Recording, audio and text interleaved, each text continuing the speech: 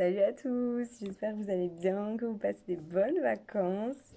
Pour ceux qui sont en vacances, parce que pour ceux qui ne le sont pas, bienvenue dans la team.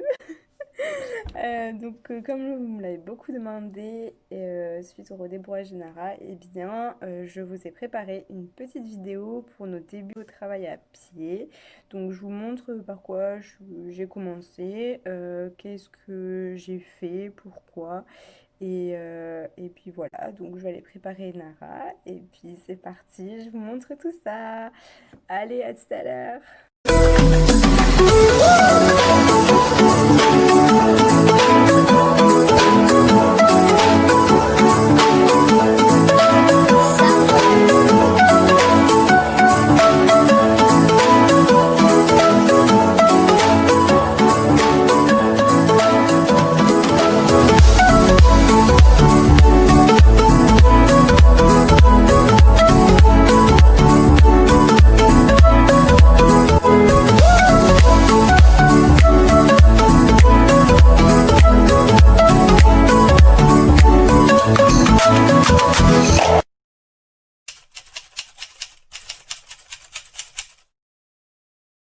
Salut à tous, on se retrouve donc aujourd'hui là dans ma carrière. Alors je vais vous montrer donc les bases de travail à pied que j'ai commencé à faire avec Enara. C'est pas forcément un exemple, moi j'ai commencé comme ça, après j'avais pas forcément de coach pour le travail à pied, donc voilà, j'ai fait comme j'ai pu. Pour cela il faudra vous munir d'un stick. De petits bouts de carottes. Enfin, en tout cas, moi je travaille avec la nourriture, mais vous, c'est suivant votre cheval, vous n'êtes pas obligé, vous faites comme vous le sentez. Et d'un cheval. Allez, c'est parti!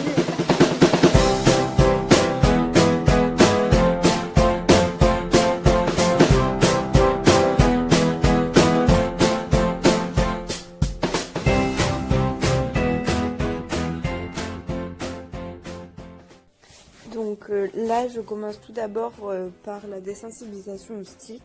Vérifiez que votre cheval n'a pas peur du stick. Donc là, je le fais en liberté parce que je sais très bien comment réagit Enara. Mais pour commencer, faites-le avec une longe. Je pourrais vous faire une vidéo sur la désensibilisation. Mais voilà, vérifiez bien que votre cheval n'a déjà pas peur du stick. Sinon, vous n'allez pas pouvoir travailler comme il faut.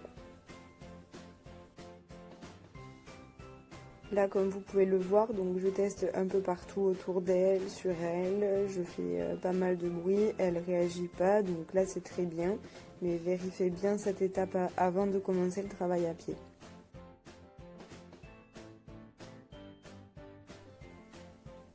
Donc ensuite, vérifiez bien que votre cheval ne résiste pas à la pression de la longe. C'est hyper important pour les exercices suivants.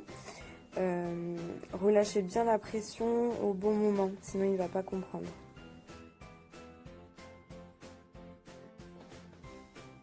Ensuite, j'ai commencé le travail par le déplacement des postérieurs parce que je trouvais ça super important que au moment du travail en liberté, les postérieurs du cheval ne se retrouvent pas au niveau de votre tête et qu'on risque de prendre un coup. Donc il faut savoir déplacer ces postérieurs. Donc moi j'ai instauré un code.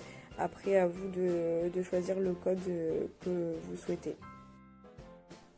Et il y a bien évidemment aussi le déplacement des antérieurs.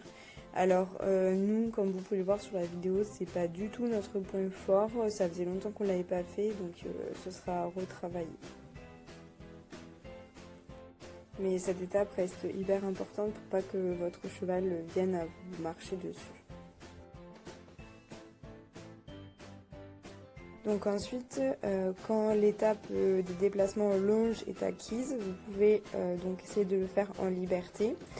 Vous allez voir que ça reste assez important pour la suite quand votre cheval va vous suivre. Ça va vous aider au niveau du revient et puis bien évidemment ne pas vous faire marcher dessus ou vous faire prendre un coup. Et quand tout ça est acquis, vous pouvez également le faire aussi par aspiration.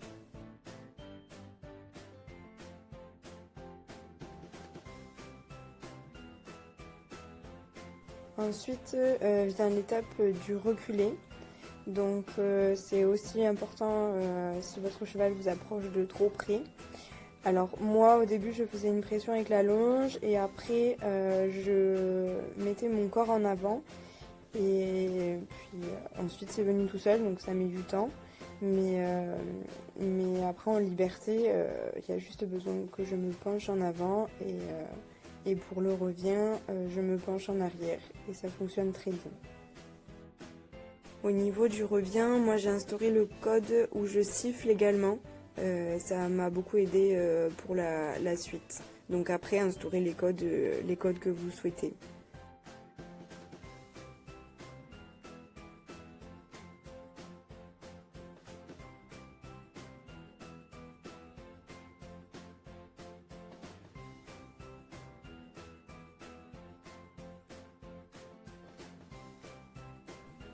Une fois que l'étape du reculé en longe est acquis, vous pouvez donc l'essayer en liberté. Donc ça ne peut pas se faire de suite, vous ne pouvez pas reculer hyper loin, mais faites-le étape par étape, même un pas, vous pouvez le récompenser pour montrer au cheval que c'est bien ça que vous voulez.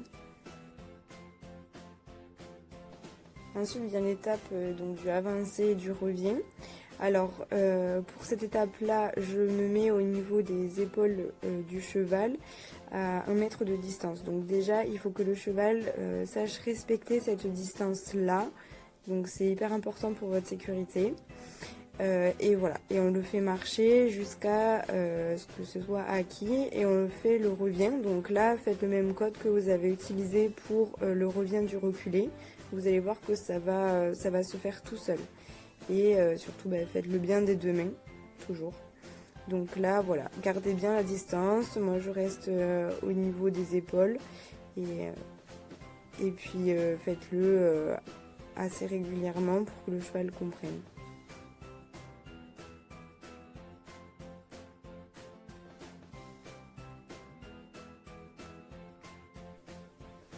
Donc là ensuite j'ai associé le avancé, le revient et les déplacements. Vous allez voir que les déplacements peuvent vous aider pour le revient parce que moi je fais toujours revenir la tête vers moi pour la sécurité. Donc voilà, j'essaie d'associer plusieurs choses pour que le cheval comprenne bien tous les codes.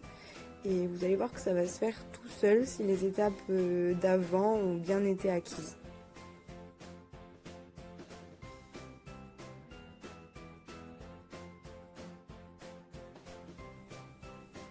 Ensuite, quand tout est bien acquis au pas, vous pouvez donc passer avec le trot. Voilà, donc au début, alors là je ne montre pas sur la vidéo, mais au début je courais à côté d'elle pour lui faire comprendre. Et à force, j'ai instauré donc le code du trot. Et puis ça vient tout seul, j'ai plus besoin de courir à côté d'elle. Mais voilà, au début, faites bien étape par étape pour instaurer un code pour que ce soit plus facile par la suite. Alors j'ai pas précisé tout à l'heure au pas, mais regardez bien ma position. Donc il y a une main qui est avec la longe qui montre le chemin et l'autre avec le stick, donc qui est la continuité de ma main. Et en liberté, je garde exactement la même position. Donc pour vous dire que les positions sont super importantes pour la continuité du travail. Et donc, quand tout est bien acquis en longe, vous pouvez donc passer en liberté. Donc là, comme vous pouvez le voir, ma position reste exactement la même. Voilà, les codes sont les mêmes. Donc je vérifie toujours le revient. Et voilà, si tout est bien acquis auparavant en longe, vous pouvez donc le faire en liberté. Désolée, je viens d'écraser un temps. Il y en a vraiment beaucoup cette année.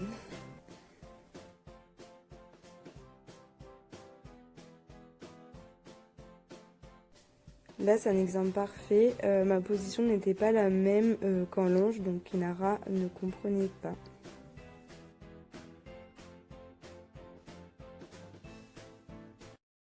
Donc voilà, c'est là-dessus qu'on va terminer cette petite vidéo. J'espère que ça vous a plu. N'hésitez pas à me dire en commentaire si vous souhaitez des sujets des sujets spéciaux de vidéos ou si vous avez des questions, je n'hésiterai pas à y répondre, il n'y a pas de problème.